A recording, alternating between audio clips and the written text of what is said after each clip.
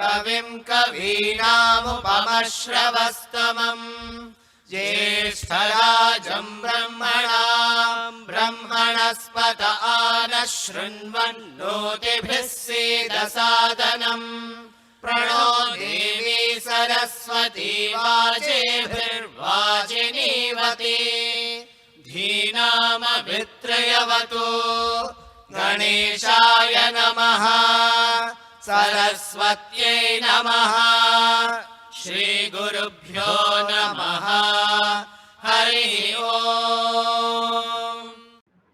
Offering my humble salutations at Bhagwan's lotus and loving Sai Ram to one and all.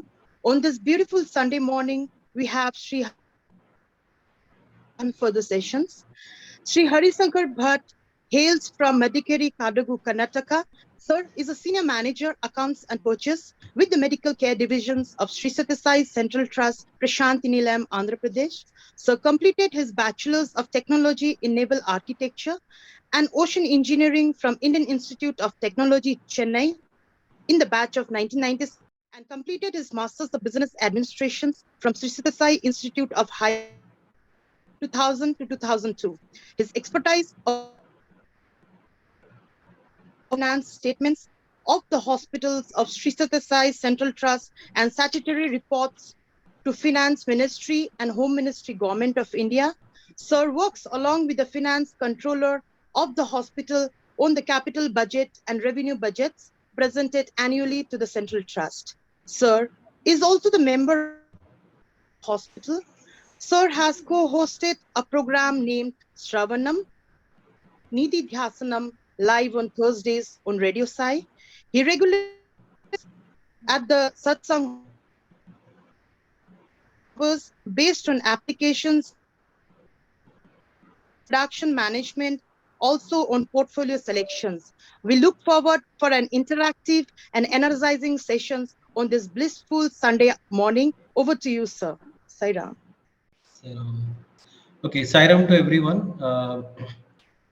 First of all, as she was introducing, I became very aware that all of you have taken a lot of effort, in fact, to be present at this meeting. It's a Sunday, right? All of you would like to chill, but you have made the choice that you'll be in this session, rather than lying down in your bed, right? Or if you had anything else to do, maybe your friends and your family perhaps are, relaxing somewhere else, right? But you've decided to be in this session, and you've done the effort in the last few days to have studied the 4 or 5 chapters, right, that we'll be dealing with today, right? So let me begin first by sharing the screen for the presentation. So I'd like to first offer my humble pranams at Swami's lotus feet as I begin this presentation.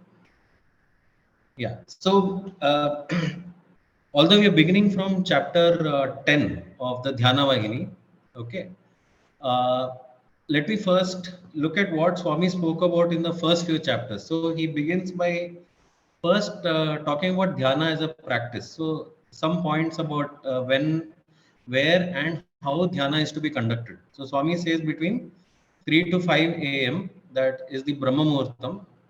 Practically speaking, there are very few distractions at that time. Right? And Swami says choose a place a little elevated from the ground. So we usually have some small kind of platform on which we sit, isn't it?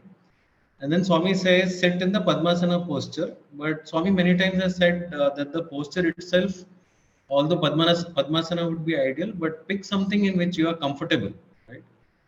And then Swami says choose a name or form that is dearest to you, on which you need to contemplate. So these are some points which Swami speaks about as for Dhyana as a practice. Okay. But Swami expects much more from all of us. Swami wants that Dhyana is not just a practice, that is, you just sit down and you contemplate, right? So one of the points Swami makes is that Dhyana is a sadhana, right? And that so as I was saying, this Dhyana is a sadhana, right? So where we prepare the mind for dhyana, and that actually the whole of Dhyana Vahini is essentially that. Otherwise, Swami could have finished here. Correct? He could have said, this is how dhyana should be conducted. That would have been the end of Dhyana Vahini in one page. Right? But why does Swami write such an elaborate book on? Right. So as I said, sadhana is basically you have to keep preparing the mind, right? And that is what is the Dhyana Vahini about. Without that, this preparation is a mere ritual. It's just practice, right? So just mechanically you're doing something. Okay. So Swami also speaks about why one must practice dhyana, right? So in the worldly plane, right, we can all see the benefits of dhyana, that it brings concentration, and with greater concentration on whatever you're doing, automatically success also comes with that, right? Then a higher goal than that is the understanding and wisdom that comes with it, right? So we'll see that Swami speaks a lot about this in the chapters that we have dealt with, right? Then the attachment to sense objects decreases. So this is the attachment that we have to the people around us, right? And to the things that please us, right? All of these are things that hold us back, in fact, when we are in the practice of dhyana, right?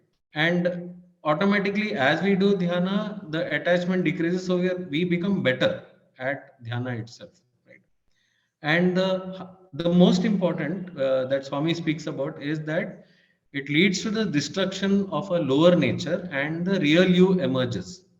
Okay. So you should always picture ourselves that, as Swami says, right, that we are also God, but we are residing in this human form, right? So the moment we enter into this human body, with it come certain tendencies, right, which belong to the human being, right? Like imagine thought experiment that if you were to enter the body of a dog, correct, right, you would have certain tendencies of a dog, correct? No, you would be territorial. The moment another dog comes into your territory, an unknown dog, you're going to fight that dog, right? So that comes with being a dog. You see a human, you trust that human, right? There's a lot of loyalty towards that human.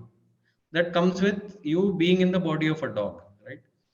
Similarly, when we are in a human body, right, there's a certain innate nature that the human being itself experiences, right? But Swami says that you are not that body, you are not that mind, and there is something that we leave undefined as you. So that is that capital U, which is what we have to keep uncovering. We have to keep discovering who that real you is. Okay. So that is what is the highest goal in the practice of dhyana.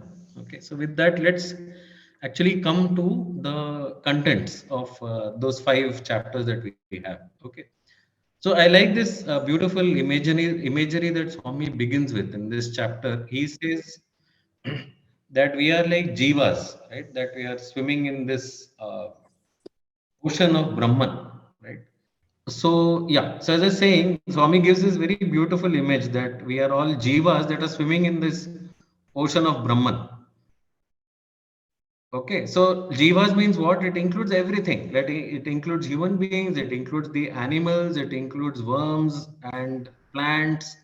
So all the flora, fauna, what we call, right? So we are all jivas that are swimming in this ocean of Brahman.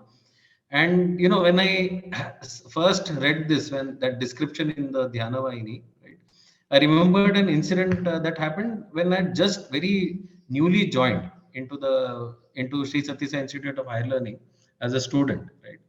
So before that, I had of course studied in cities, and then I had done my engineering. So my schedule was nothing like a Sai student schedule, right? So I used to wake up at perhaps 7, or earliest I would have said is 6:30, right? But here I come to Swami's Institute, and suddenly the demand is you wake up at 5:30, right? So my body had still not got used to that new cycle. So in most of the morning classes, I would fall asleep. And on Thursdays, especially, right, there would be what we call as a moral class, right? So without fail, I would fall asleep during this class. But one particular session, it was Dr. Anil Kumar, Professor Anil Kumar Swami's translator who was to present that day. And you know how he is, right? Very dynamic, very animated, and all that. So I thought, okay, this one session I'm going to stay awake. But what happened was the Anil Kumar sir that we see in Mandir versus the person we see in institute. He was a teacher. You know, he had come as a teacher, not as the translator. So his was a very formal, very heavy presentation, that too on Advaita. Okay. So as you can imagine, within 5 minutes, I was fast asleep. Right. Somewhere in between, I just woke up once, maybe for a few seconds, and at that time, Professor Anil Kumar was showing one slide, and on that slide it was written that we are like clay and God is like potter, right? So that means God can mold us in any which way that we like, right? So that was the one slide that I saw, and then I fell asleep again, right? Now that evening, as luck would have it, Swami during darshan he called me, and that time he would stand near Anil Kumar sir, and he would call students sometimes and start talking to them. Right. So he called me. So he said, today morning, this professor Anil Kumar sir, he gave a speech. So how was it? So politely I said, Swami, it was very good. It is Professor Anil Kumar. So Swami said, so what did he talk about? Now I started getting nervous because I know the broad topic, but any more questions I cannot answer. So I said, Swami, he spoke about different systems of philosophy, Advaita, Vishishtadvaita, right? And my heart started beating fast as to what the next question would be. So Swami very nicely, he turns towards me, smiles and asks, okay, now tell me, who is the potter and who is the clay? And I was so relieved because that was the only thing that I could have answered, the only thing I knew from the presentation. So I told Swami, that you are the potter and we are all clay in your hands. And Swami smiled and he patted my back. Right. Then, as the conversation was going on, like Swami turned towards Anil Kumar sir, was saying something, and in my mind a question formed. Right. You can imagine, that I am kneeling in front of Swami. Swami standing there. All eyes are on Bhagwan. Right. All adoringly they're looking at him. Suddenly, this thought came in my mind as to this is a very unequal situation. Right. Here, Swami is like such a big person, and I'm like a very small, tiny person in front of him. And suddenly, I asked Swami, and he turned towards me. I said, Swami, I have a doubt. I said, Swami, you are God, and we are all like very ordinary human beings. We are here, right? I asked him, why is it? Right? You can imagine it's such a vague question, but Swami immediately understood what was on my mind, right? And he said, very beautifully, he said this. He said, see, there is silver. Out of silver, I can make a tumbler and I can make a plate, isn't it? I said, yes, Swami. Then he said, what do you use a plate for? I said, Swami, plate is for eating. Then what do you use a tumbler for? I said, Swami, tumbler is for drinking. Then he asked, do you use the tumbler for eating? I said, no, Swami. And do you use the plate for drinking? I said, no, Swami, it's only for eating. He said, it is like that. So he says, this avatar, God, human being, or whatever jivas that you see, these are roles that we all take. But basically, it is all silver, right? There is divinity in every one of you, right? In every one of us, right? But these are roles that we take, right? And that was a very revealing statement to me because only God can say that, right? If we are ordinary human beings, we are at an elevated position, we would like to think of ourselves as being greater or larger than the other people around us. But God says, no, you are God, I am God, right? The only difference is that I know I am God and you do not know. And now Swami is saying that it is a role that you have taken by choice, right? He says you are anyway divine, right? So it's like such a democratic statement to make, really, right? So that is one thing I think we all need to bear in mind, the way Swami looks at us. Swami doesn't look upon us as mere human beings. He sees the that we are all essentially divine. We are divine beings having a human experience. You have chosen, right? It is by choice. And So what in this chapter, as Swami goes on, one very important thing that Swami speaks about is the power of word itself, right? So if you all remember the presentation I had given during your time over here in Prashanti Nilayam, it was on Trikarana Shuddhi, that is the unity of thought, word, and deed. And Swami says this word is very, very powerful, right? So there, there is sometimes more power in what is unsaid, right? For example, you all watch a lot of movies, right?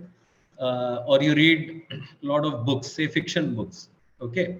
Now, if you look at the authors whom you consider as being really masterful authors, right? These are the authors who do not tell everything. They do not uncover the whole plot, right? They leave a few clues so that the reader himself or herself can put together something that so that they get the experience of actually being in that book itself, right? And I remember if you read the Upanishads or Brahma Sutras and all, you'll notice that the what you read, okay, in that particular text, it may be open to so many interpretations, right? The Upanishads have several commentaries, and in fact, they've each led to a different system of philosophy. From the same Upanishads have come the Advaita philosophy, in which people say that essentially there is nothing but the self. Then there is the Dvaita philosophy, which says that there is the Brahman, there is the Jivatma, right? And there is always, the Jivatma is always uh, aspiring to that Brahman, correct? No? And so on. So the same Upanishads have given rise to so many different systems of philosophies, right? Because there is a lot of power in that what is unsaid, right? What the Upanishads speak about is it leads to a certain kind of imagery. It gives an opening for all of us to discover what the sages and rishis saw for themselves, right? Because they want us to experience and discover for ourselves. It's not that they just want to spoon feed us, right? The next thing that Swami speaks about is how we use words. So Swami says that essentially how we use words is we use them to judge others, to evaluate others. To give you an example, supposing you all have gone to some stadium, you're watching the IPL match, right? So what kind of conversations are you all are happening where you are sitting in the gallery? Where you are sitting in the gallery, there is only judgment evaluation. Are usne six mara? Is it a six? Right? Oh, he missed that shot, right?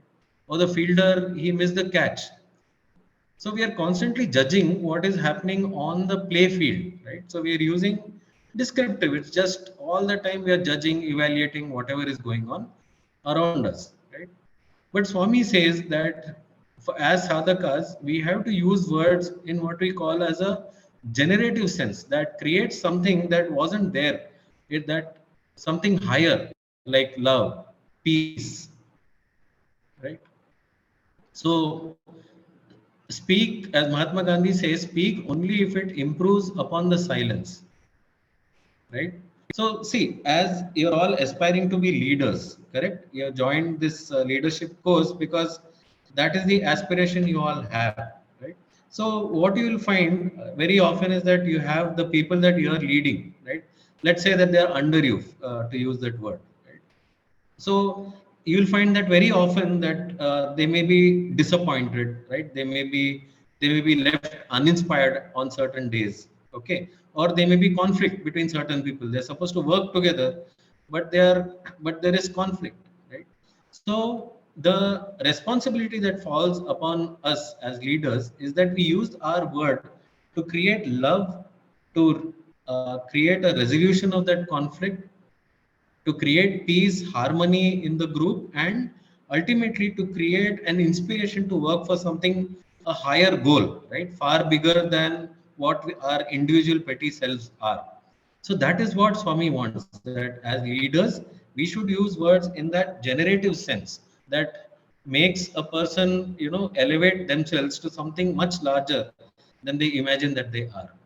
So that is the power of the word. Instead, how we instead how we use words, right? So some of the things that Swami speaks about is that we use words we talk behind people's back, we keep blaming others, right? And Swami says, he's going very in detail into what happens when you keep speaking ill about others or you blame others, right? We don't know the effect, right? That as we keep on doing this kind of gossip, okay, at some point of time when you're starting to point fingers at others, at some point of time they too start, blaming you, starting as to point fingers at you.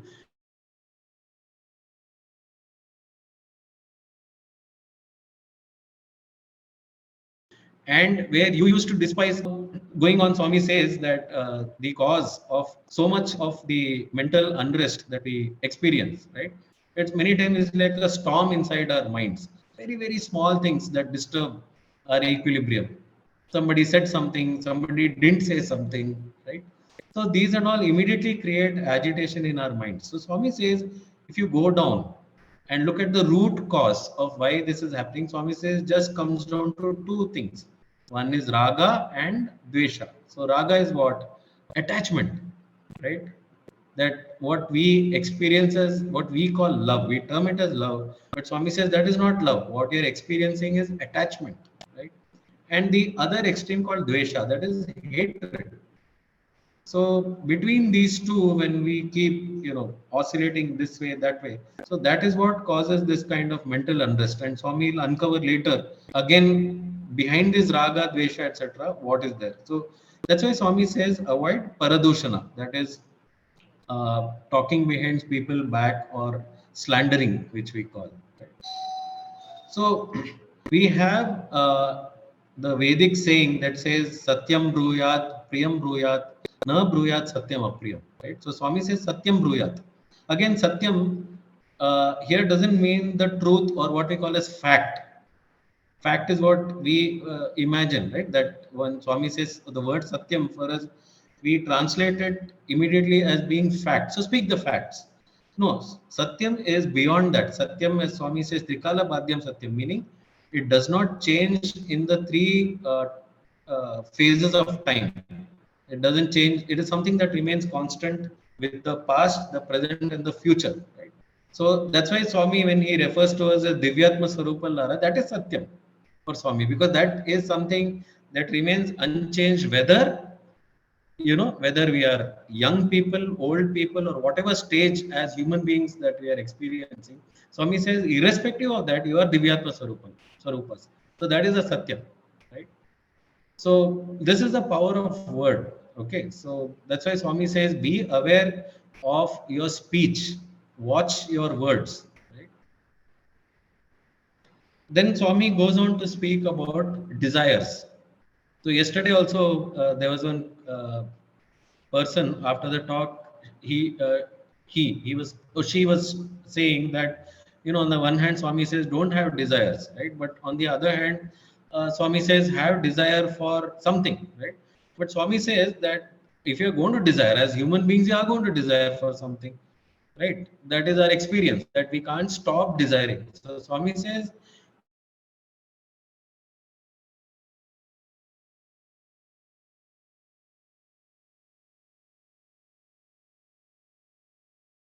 and he'll come to this again, right? That what is the doorway? What are the paths towards this contentment? So Swami says the paths are through peace. The one more path that we have to undertake is cultivating joy, right? Not drowning in our sorrows or in our anxieties. He says, like, set that aside, be who you truly are, stand up for who you are. That is the source of joy, right? And then there is discrimination, viveka or vicharana, right? That is, so discrimination is something that will keep coming up a lot of, it's a favorite theme of Swami, right? And so discrimination, one way you can look at it is that you have, it's an intellectual exercise, right?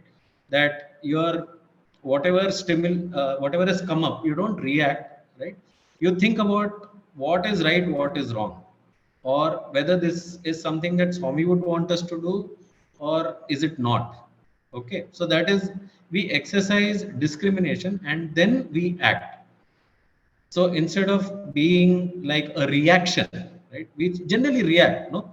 somebody says something, right, we immediately react in a second, right? Instead, if we take time to discriminate, what will come is therefore a response, right? So that Swami says when we keep exercising these three, it will lead us ultimately to this contentment or tripti. So when he's speaking about desire for the highest, I remembered this beautiful passage from the Prashnopanishad that Swami himself also has spoken about in the summer courses. And there in the Prashnopanishad, one section is dealing with the sadhana of contemplating on Om. Okay, so what the Prashnopanishad speaks about is three different ways of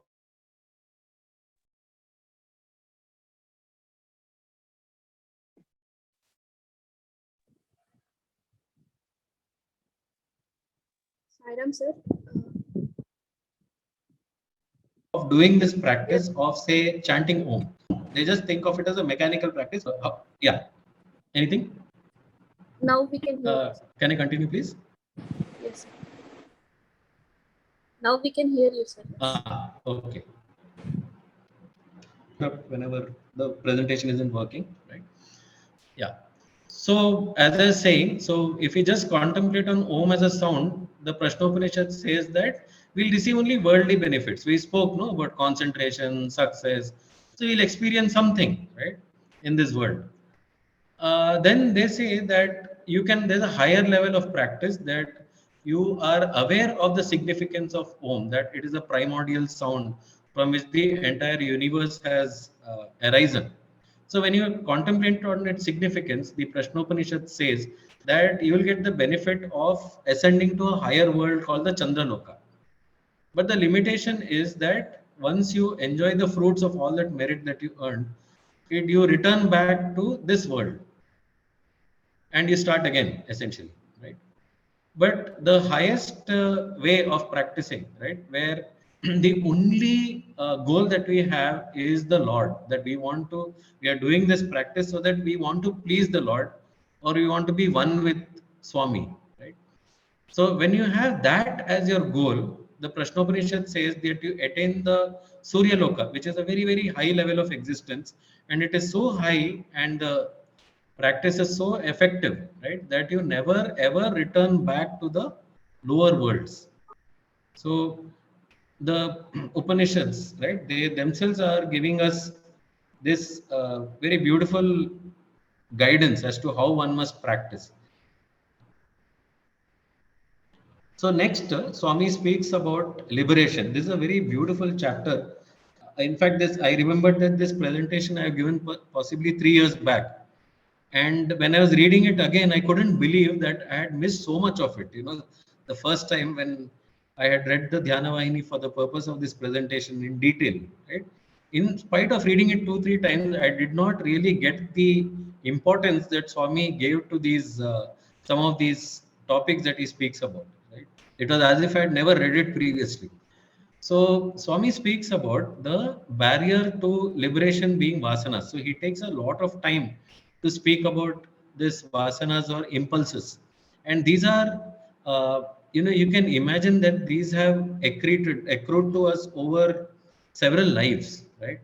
With each life there is a certain way of behaving, etc., that imprints itself in our mind, what Swami calls as chitta, right?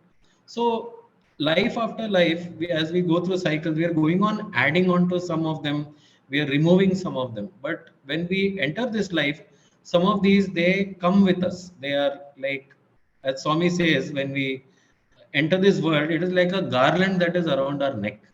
Okay, so we are born with that. Okay, and then one more thing that is there is which Swami speaks about is to be on guard about the senses, because the senses, the eyes, the sensation of touch, right, all of these they take us towards outward, and hence people cultivate outer vision. But Swami says that this bahya drishti or outer vision is what distracts us from actually looking inward. It is very, very important to cultivate this inner vision, because see, notice that this is how we lead our lives. Correct. No. So supposing you look at a person, right? We evaluate. Okay, they're wearing these kind of clothes, and then they're driving, say, this kind of car.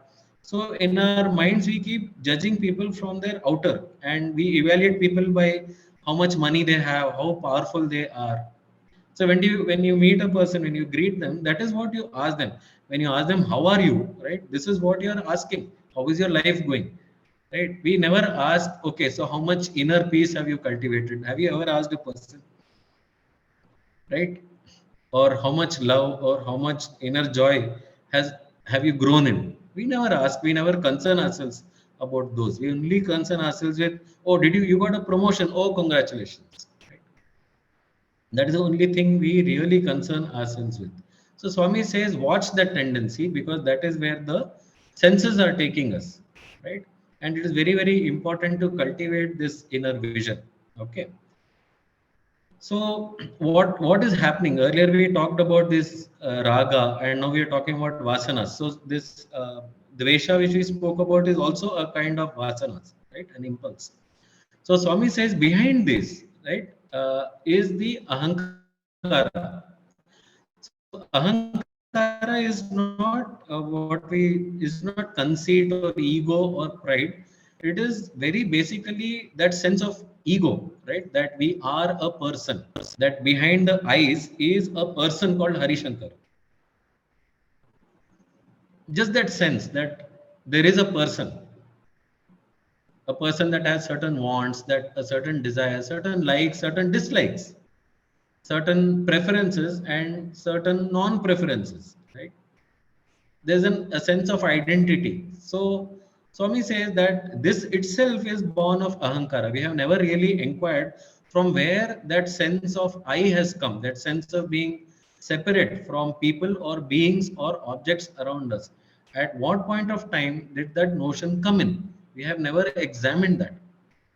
And that Swami says is a result of ignorance, this ahankara.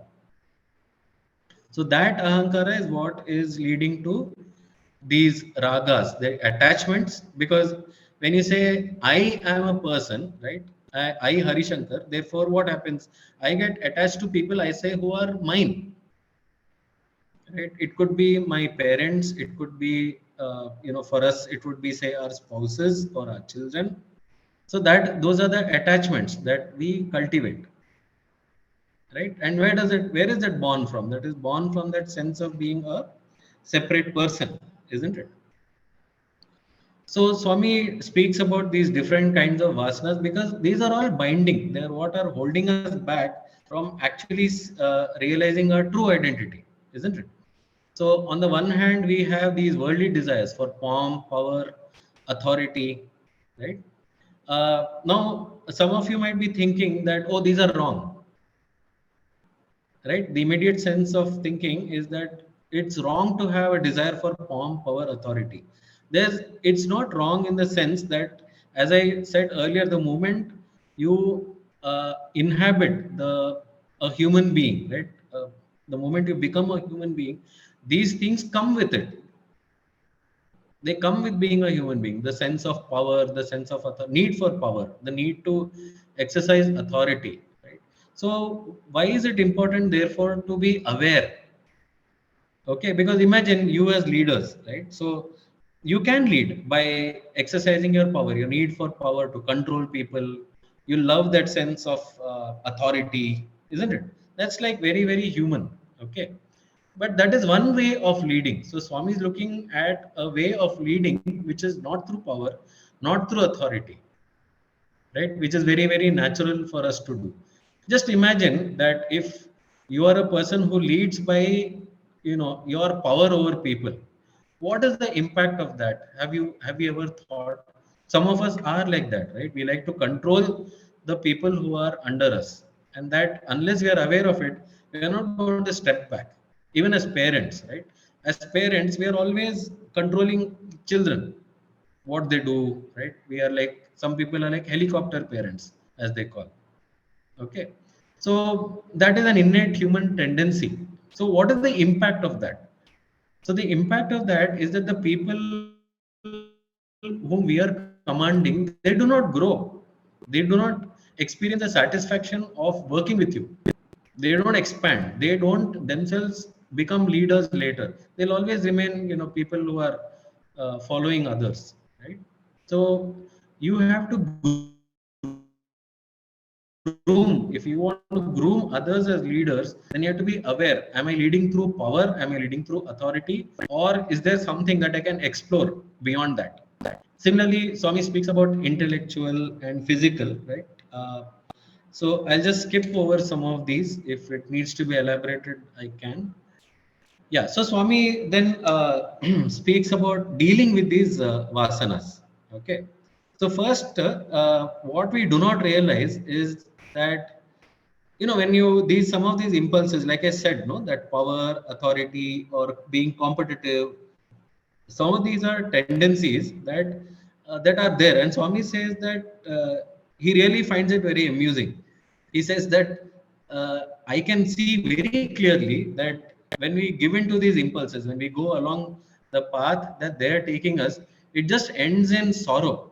It ends in a lot of unpleasant things, but still people will continue to do it, right? Swami says that they are like a bone that a dog chews on. Right. So when a dog, you have seen, no, dogs when they chew, you can really see the happiness in their faces, right? That excitement. They won't allow you to come near them. They look for a solid place to just sit and enjoy that bone, right? Now imagine that bone itself has nothing, no meat, nothing. It's just a bone with no taste. But what is the dog then enjoying? And Swami says the dog is not aware that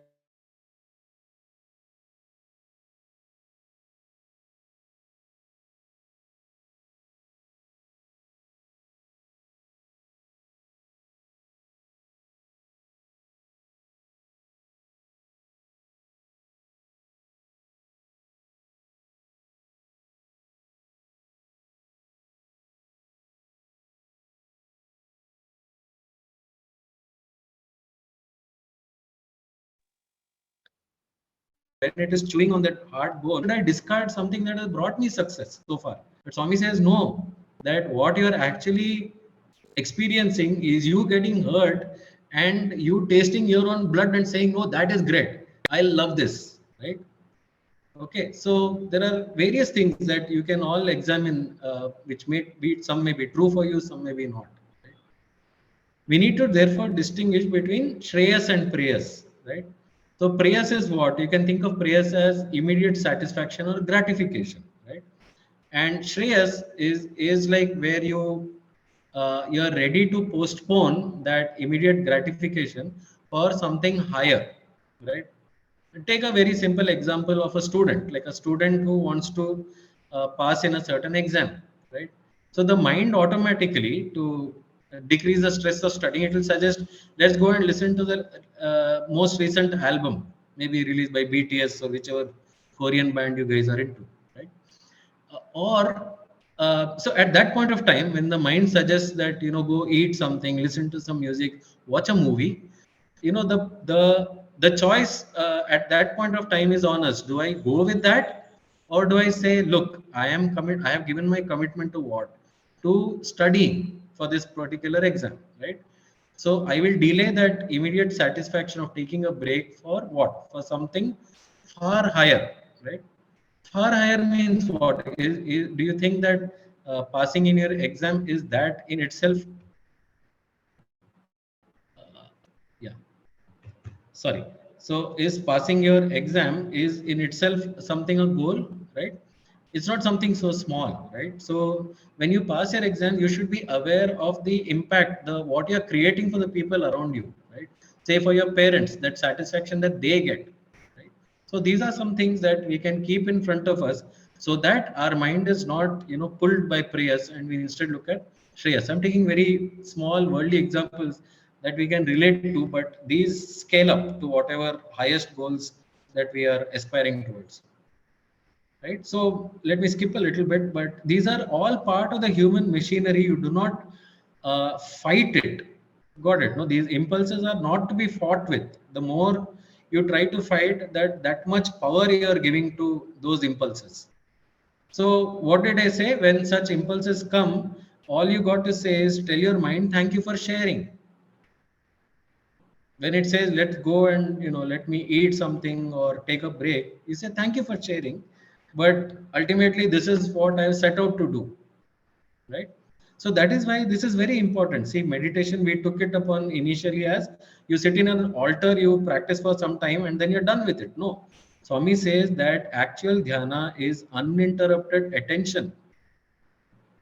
This is very, very vital, this uninterrupted attention. So yesterday while speaking, suddenly one example came to mind of a close friend of mine, right? So this lady, she used to earlier be here in Prasanthi Nilayam, and she used to be working in the one of the that Ishwaramma canteen, which we used to call Nityanadhanam Patakam. She used to be part of that Mahila Vibhag. Okay, so everybody knew her as being like very helpful.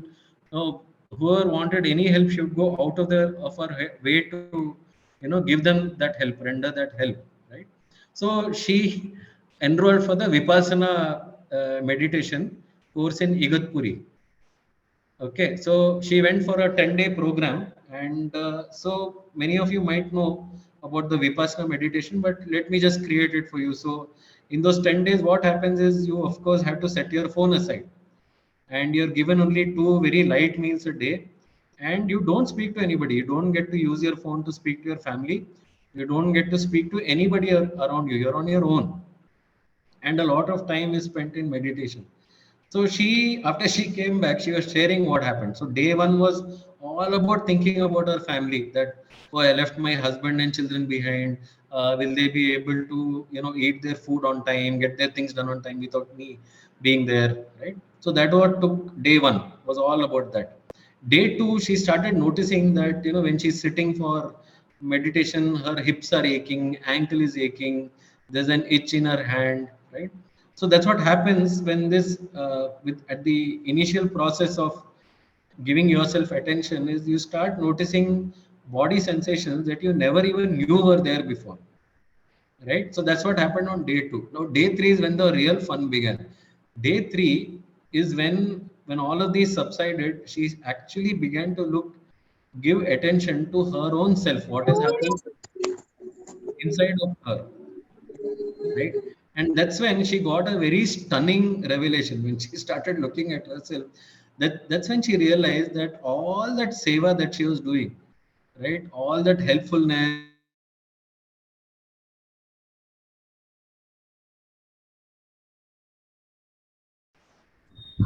Day two of The Vipassana. third day Third day. or Vipassana meditation. meditation. okay, yeah. So third day is when this lady actually she started looking at her own mind, what is happening inside of her, right? It felt like for her that after all these years of paying attention to everybody, including her family and including all the people that she used to help, right? All the devotees would come to the Nityanadana Patakam for the free food, right? And after all this, for the first time, she was actually looking inside her own mind, and what she saw, it really shocked her. She said that I got this revelation that all the seva that is doing, right? It was essentially her escaping from that unrest in her mind. Can you see that? That's a very profound, actually, thing to realize, right?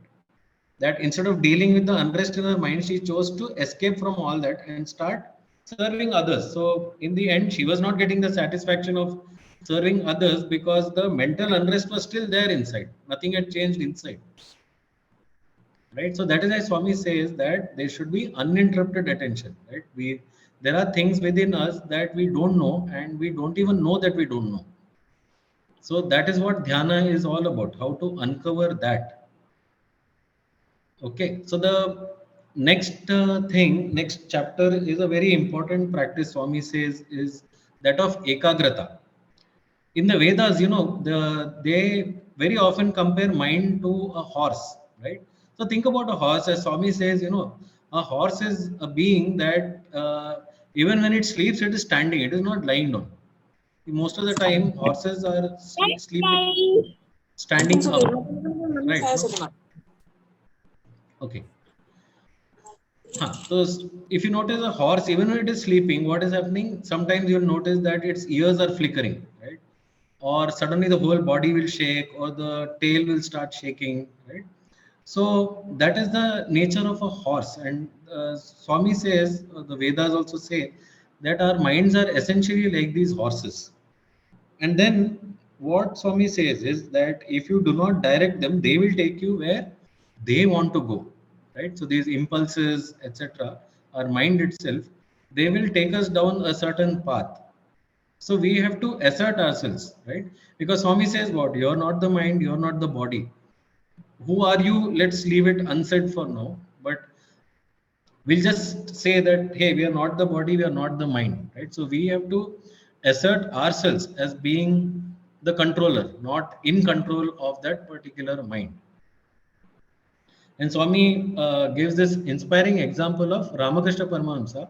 It's a great example because see, uh, sometimes I feel that when we look at Swami, we say that, oh, Swami already came perfect on this planet, right? And there are many such masters who come with a lot of wisdom, but we are sometimes unable to identify with them.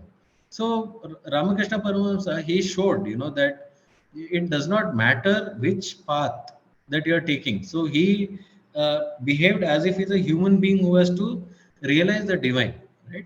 And he would demonstrate that whichever path you take, okay, it is the intensity that matters and not the particular path that you adopt, right? So he would take one example is the dasya bhava, that is being like a servant to the Lord.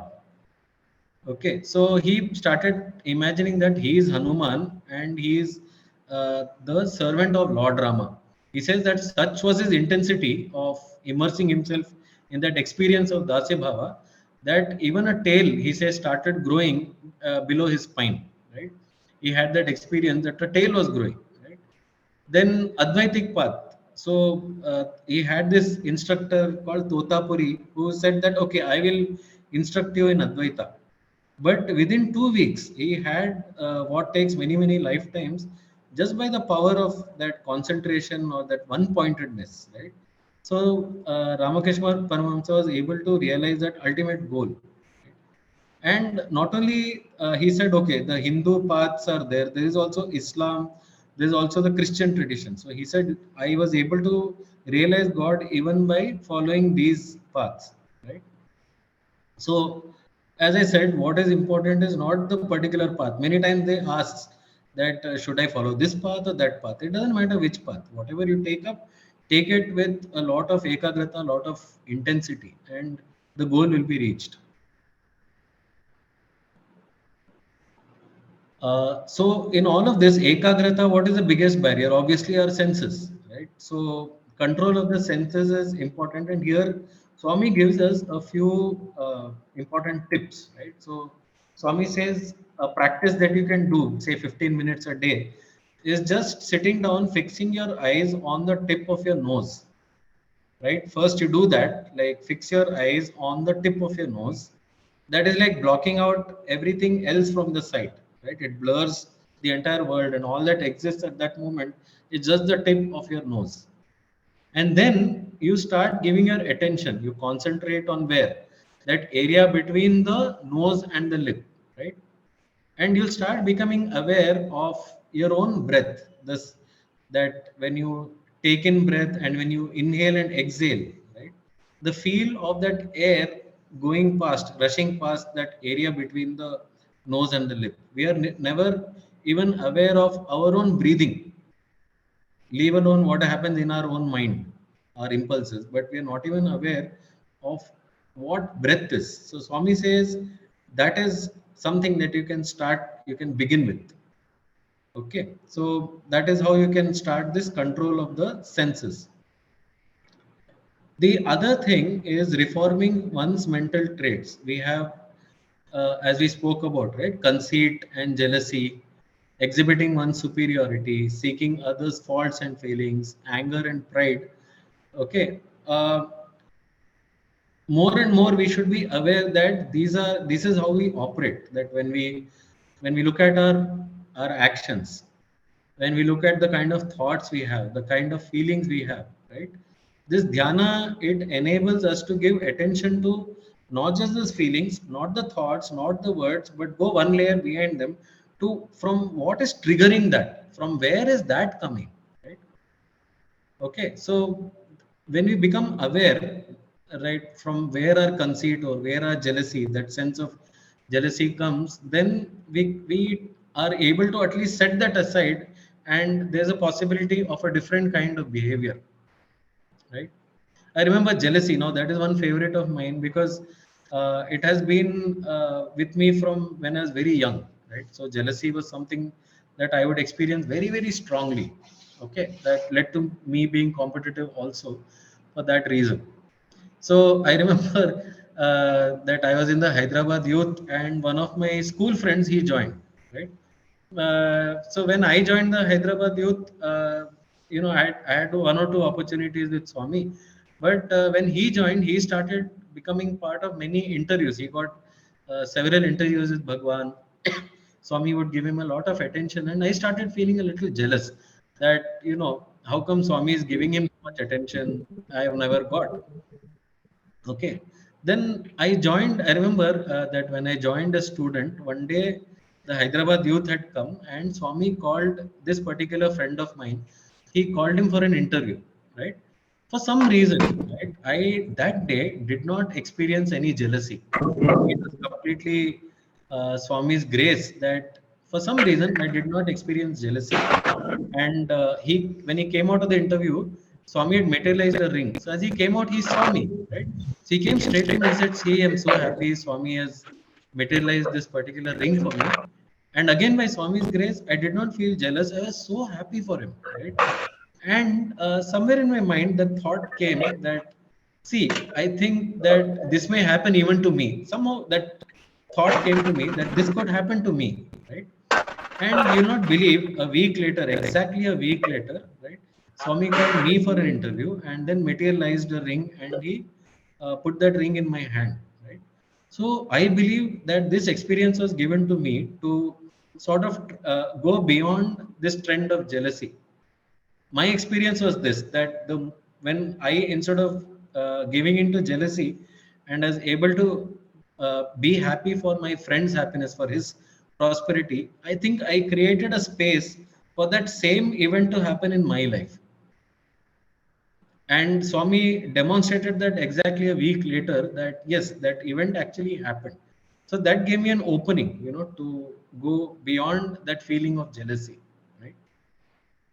So this is how, many times we should be so grateful for having Bhagwan, as our Sadguru, because out of his grace, he's ready to give us such experiences and outlets for being much bigger than our all petty selves. Instead of indulging in jealousy, for many lifetimes we might have thought how to get rid of jealousy, but Swami showed me a very simple way, right, where I was able to experience it, discover it for myself.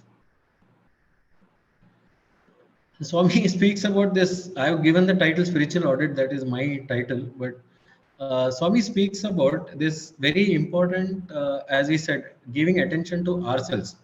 And of course, right away, Swami says that pride is the one big obstacle that prevents one from examining oneself. In fact, I could right away jump to that last where I say, give up the need to be right. See, one important thing, tendency rather, of ours is that we have an innate need to be right about things. Correct? No matter even anything that we do, right? We are able to justify better than any biggest lawyer like Ram Jethmalani and all will be nothing in front of us, right? We can easily justify that whatever we have done is right. They say that, the person who can invent that machine that constantly drums into our head that you are right, you are right, you are right, that person will be the richest person on earth. There's a huge business opportunity right there. Okay, because that's the obstacle that prevents us from actually examining our own actions, our thoughts, our words, and our feelings. Right? We should be willing to allow others to point out our defects. right? In fact, when I was younger, obviously, when there'll be so many people who keep pointing out, hey, your this action was wrong. You could have behaved this way, that way, right? So I used to feel very as if I have been betrayed. I used to feel a lot of resentment when people used to say something like that. It took me years to actually realize that those people who I thought were therefore against me or my enemy, they were in reality my friends, because they were the reason that I could actually grow, right? They were the people who were loving enough to show me that, hey, this is what you are like, right? Instead of being polite. Okay, so we should actually bow down to such people who grant us sometimes unpleasant experiences, but they show a mirror to us, right? And we should be able to have, be lucky enough to have somebody like a spiritual auditor who will be frank, straightforward, and who can tell us in a very authentic way that this is how we are, right? Again, Swami, this is almost the very first slide, but Swami says ultimately heaven is what? That self-satisfaction or tripti. And these are those guards, right? Shanti, Santosha, and Vicharana. Okay. And I would like to actually conclude with a story which I have found very powerful, and perhaps the entire talk was essentially about this, right? So this is an old Red Indian story. Red Indians, as many of you know, are tribes that used to inhabit the United States and Mexico before the Europeans took over, right? So they had a lot of stories. They had a lot of gurus, shamans, as they used to call, and there's a lot of wisdom that is transmitted via these stories. There's one story that I love a lot, right? So this story is about an old Cherokee. Cherokee is a tribe, a Red Indian tribe, and the chief of the tribe is teaching his grandson about life. So he shares that inside of me there is a terrible fight that is always going on, and this is a fight between two wolves. There are two wolves that are fighting always inside of me. So one wolf represents evil. That evil is anger, self-pity, guilt, jealousy. You can add many things that occur to you, and that all is one wolf, right? The other wolf is the good wolf. This wolf is the one that creates joy, peace, love, leadership, right? Humility, compassion. Okay, so this is the other wolf, and these two wolves are always fighting within us, isn't it? All of you can relate to is that you have two kinds of natures inside of you, right? And between these two natures, there is always a conflict. As a leader, imagine that there is somebody that you are leading who earlier in the past has been, has not treated you badly. Has treated you badly. Now, when they are under you, there's a beautiful opportunity for you to show that person their place, isn't it? Okay, but that is being that small little petty self, or in this case, it is like being the evil wolf, right? You're exercising your superiority. Okay. Whereas the other wolf says that, look, you can be a leader, you can be compassionate, you can be generous, you can be benevolent, right? And then lead with that benevolence, with that compassion.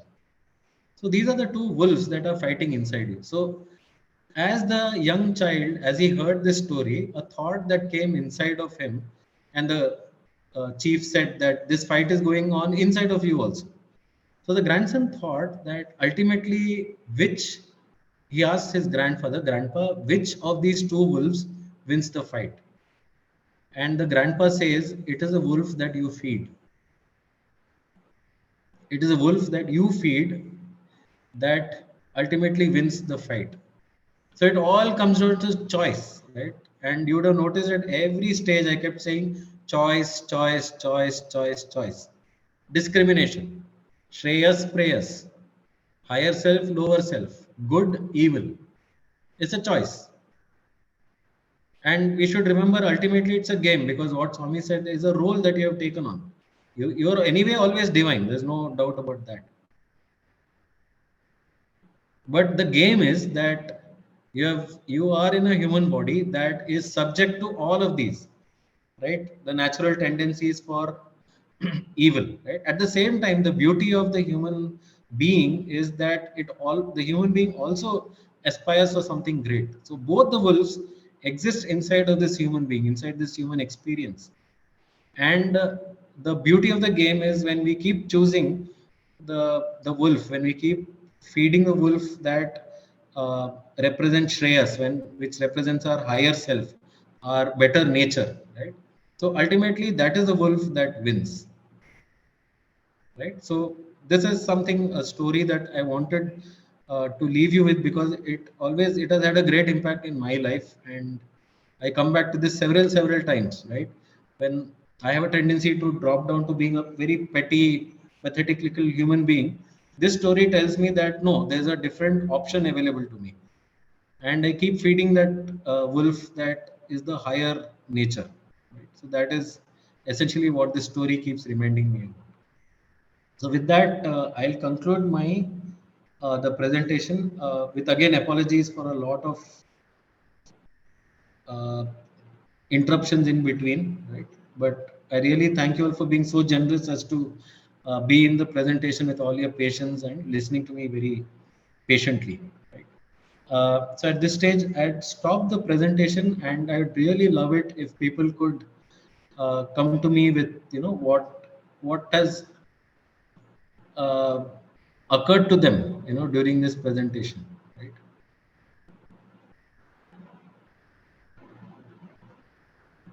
Anything that you saw or you became present to during the presentation, if you can share, that'd be awesome.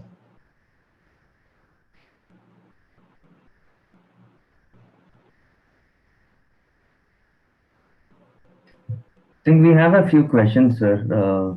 Sister Yeah. Sai Ramya, if you can go first. Hi Ramja, I'm Sai Ramya from Telangana district. State. I have a question. Could you repeat your name? Or Ramya? Okay. Right.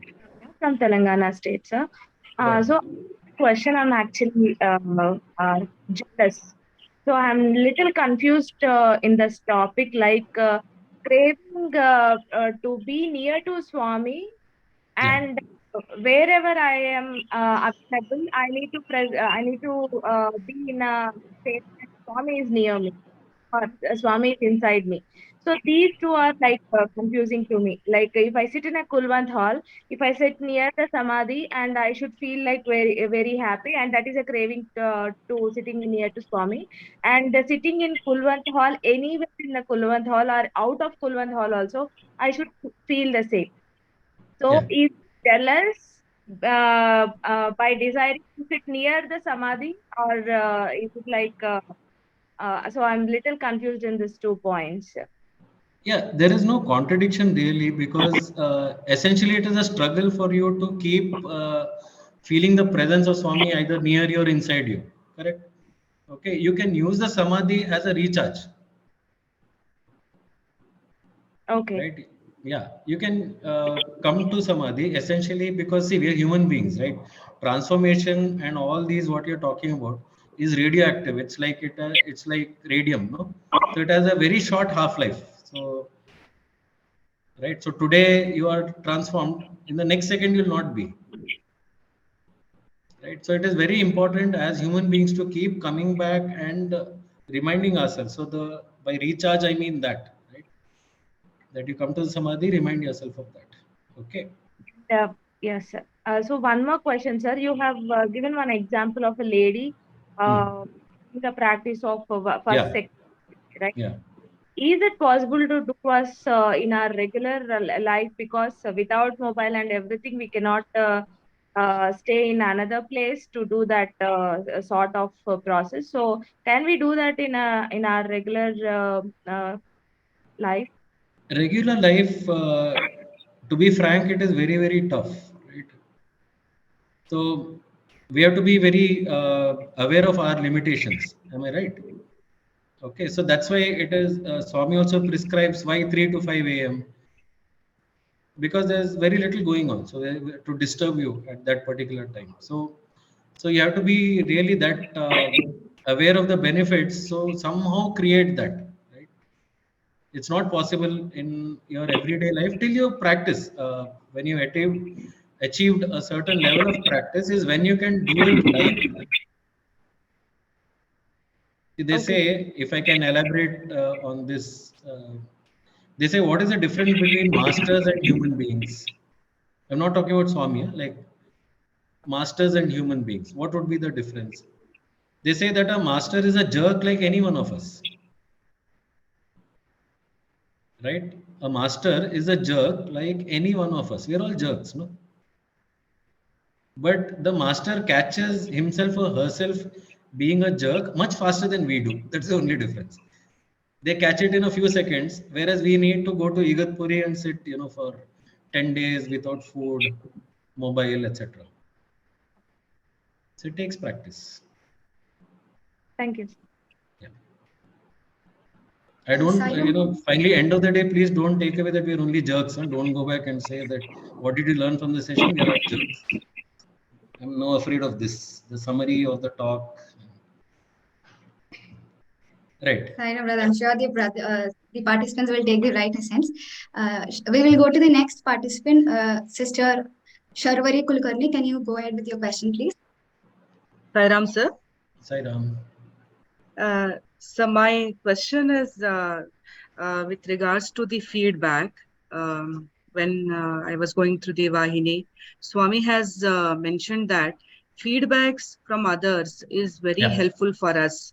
And it will help us to grow always. And I have been experiencing this, sir, that whenever I get some feedback constructively, I take it positively and I work on that. It is really helping me and helped me a lot to develop. But then when it comes to giving feedback to others, that is when I always get confused.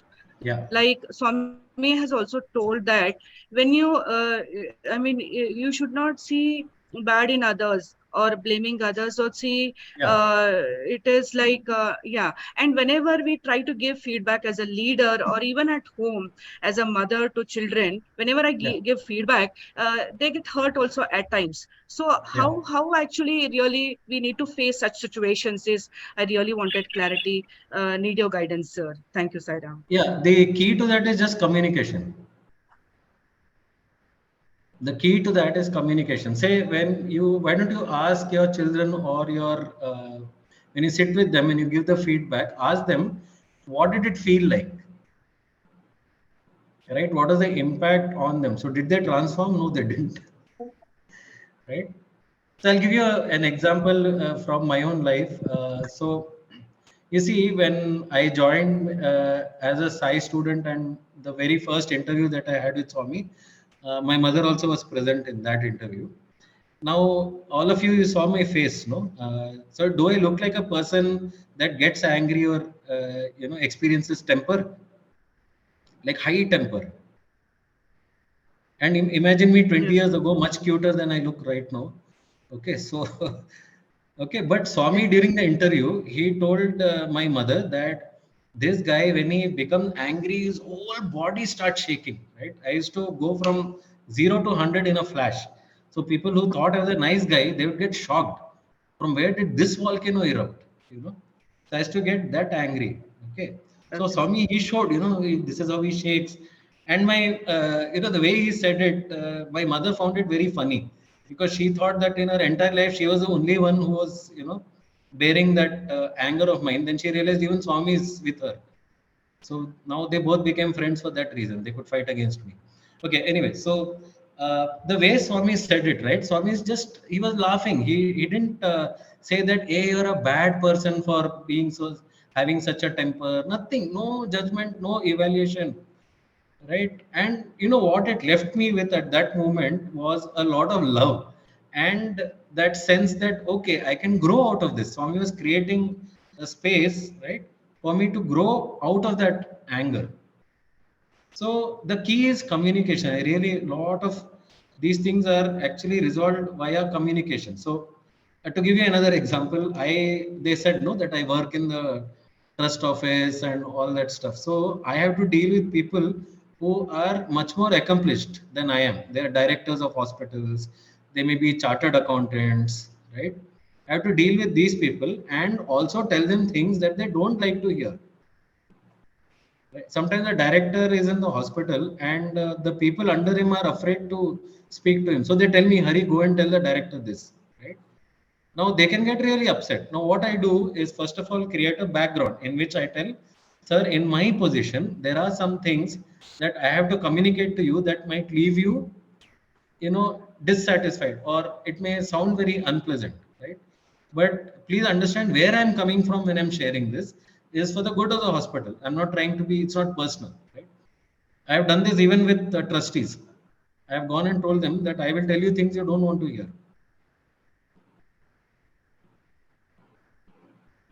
Okay, so first, the important step is that creating that background communication is very, very important.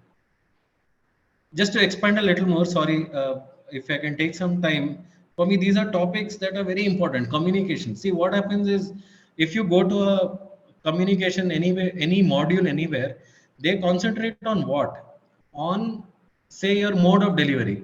Increase your vocabulary, improve your diction, right?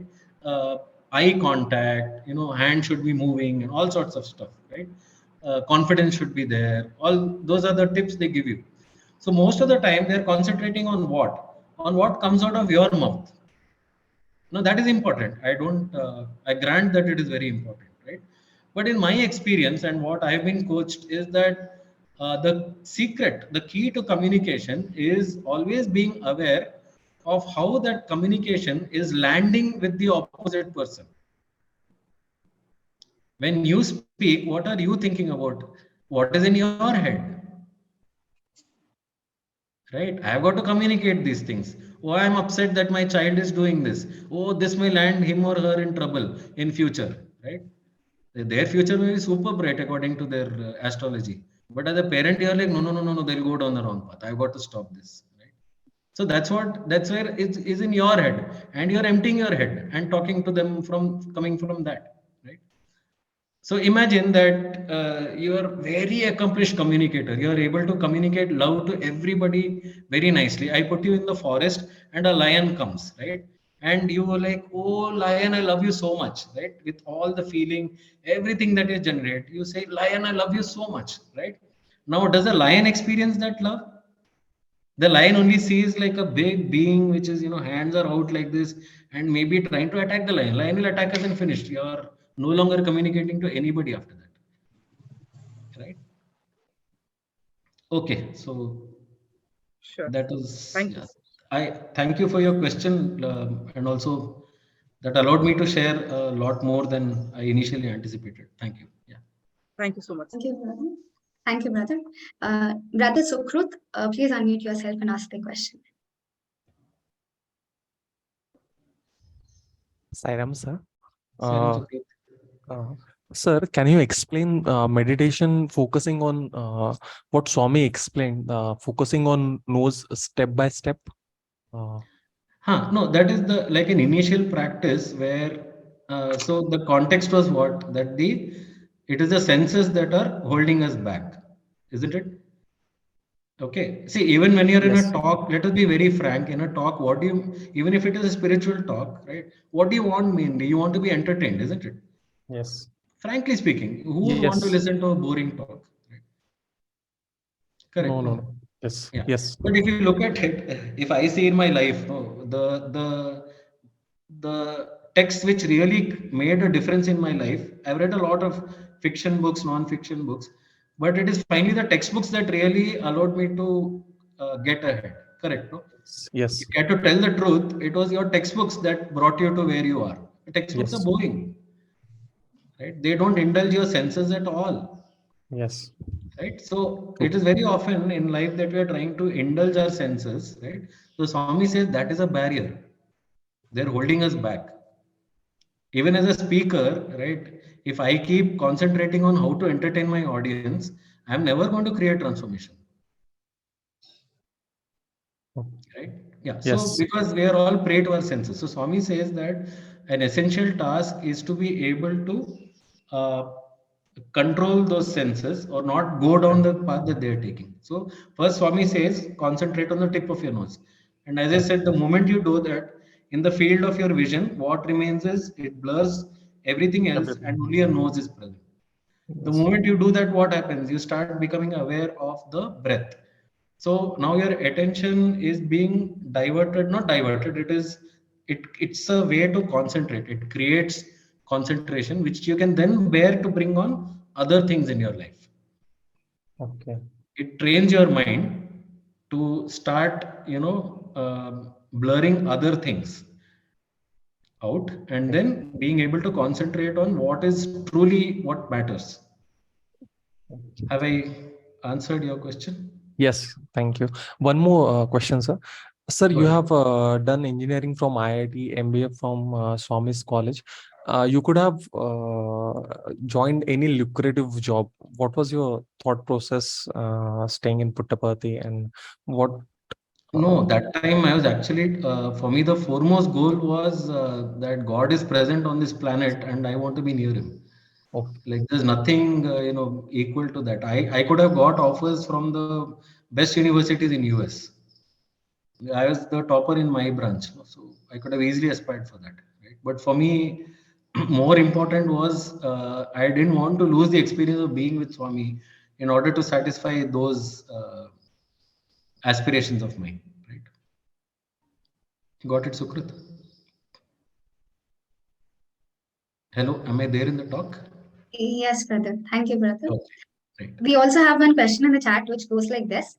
Yeah. Sairam, what can we say about accumulation of things around us in the name of creativity and generational updates, which people says it gives on one positive vibes and inner joy? What can we say? I'm just reading the question again, trying to get what can we say about accumulation of things around us in the name of creativity and generational updates. Maybe I'm one generation behind, but I didn't understand what generational updates mean. Anubhut, who is the person who asked this question? Mr. Sharmila, can you please unmute yourself and ask the question loud? Sairam, am I audible, Sairam? Yeah, you are. Yeah. Sairam, we are things changes, and with the according to technology and other things around, we are supposed to update ourselves, in the name of creating our surroundings and environment in a comfort zone, and people say that it gives some that comfort gives us peace and joy and everything's like that. Yeah, I got you. See, that depends on how you see it, how you view it, right? So you're viewing these updates as something that maybe, okay, supposing I imagine you're in a tech role, right? And you're updating yourself for that reason. Am I right? Or is that what you're saying? Or is it like iPhone, right? The iPhone 14 ke baad, there's the next iPhone and I have to, is that what you're saying? Sairam, everything, Sairam, like going with brands and everything, all those stuffs we are supposed to do like that. It's not like a FOMO kind of thing, but I say it everyone needs something new. Everyone are seeking the new things, and that is those things are being an accumulation. And Wonderful. sometimes I got you now. I really totally got what you're saying, right? That is actually a trick that the mind plays on us. That it always tells us that what you have is not enough. Right? I think Sanjay Malingam also spoke about this when you were all here, right? He says that one of the games the mind plays on us is to convince us that what you have, what you are, is not enough. Right? And the moment that you're aware of that, actually the game is over. You got that? The moment you're aware of the trick that the mind plays on us, that is when actually the game of the mind is also over. But that is always true. It will keep creating. See, for it, you have gone through it in your life. You can see it for yourself, correct? So when you are young, you'll say that, okay, when I have this dress, is then I'll feel that I'll feel very happy, right? Then as you grew up, it became that, you know, if I get into this particular college, that is when I'll be super happy in life, right? Then you said that is not enough. You said, no, I have to get into this particular job. And then job may next increment, next promotion. Then he said, if I get this kind of husband in life, that is it, I am settled, right? And then that didn't happen. Then you said, okay, I'll have kids and my kids will be like this, and that didn't happen. And then you say, okay, those kids will get married and give me grandchildren and I'll be happy with those grandchildren. And that won't happen, right? So you just got to be aware that this is a trick that the mind plays on us. You can be happy with a Samsung 12,000 rupees phone instead of spending 70,000. Correct, no? I have found in my life, just to share, right? For me, right, the biggest satisfaction comes from making a difference to other people's lives. Right? In fact, sometimes I save money so that I can make a difference to some people who in my life whom I hold very dear. I remember that I had gone to Kashmir. You know, Kashmir was on my mind from many years, that I want to be in Kashmir. I want to go to the valleys and experience that beauty. Right? I went there and I realized that, yeah, it is all very beautiful. It is great, but that at that point of time, I realized that I have got greater happiness instead of being with the people to whom I can create a difference, rather than being in this heavenly picturesque place.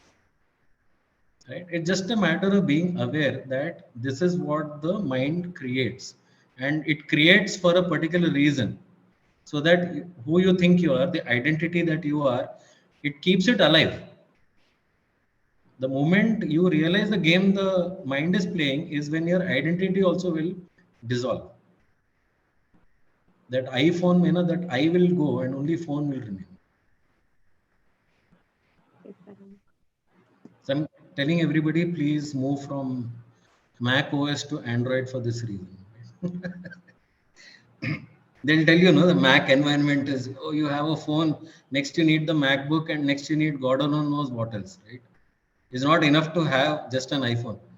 My uncle was so addicted to it. He, on one single day, he lost his MacBook and his iPhone and what is it, iPod or whatever that is, right? AirPod.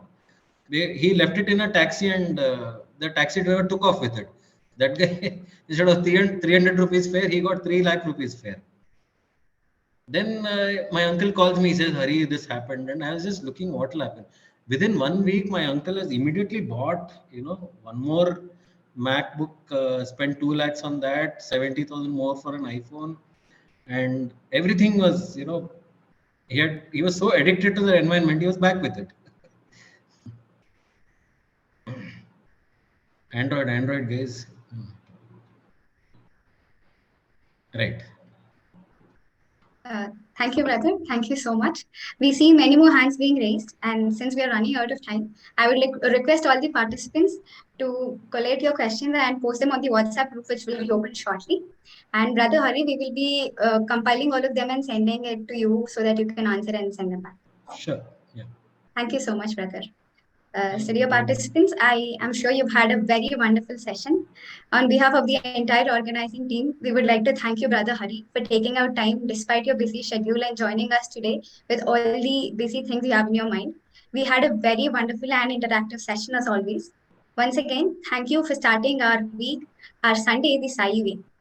As we come to the end of the session, we would like to request everybody to make sure you take the main essence of what Brother Hari has tried to convey to all of you in this 1.5 hours and implement in your everyday life. Now let's end the session with Shanti Mantra. Thank you. Before that, I'd like to thank all of you for giving me this opportunity to be with you all. It's like being with family, and I really loved the entire experience. Thank you very much, Sairam. Thank you so much, Brother Hari. Sairam.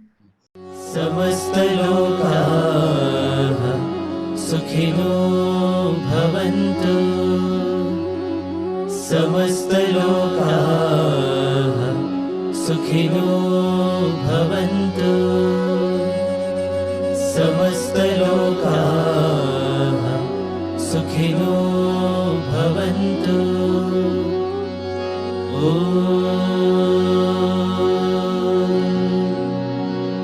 शांति शांति शांति। जय बोलो भगवान श्री सत्य साई बाबा जी की।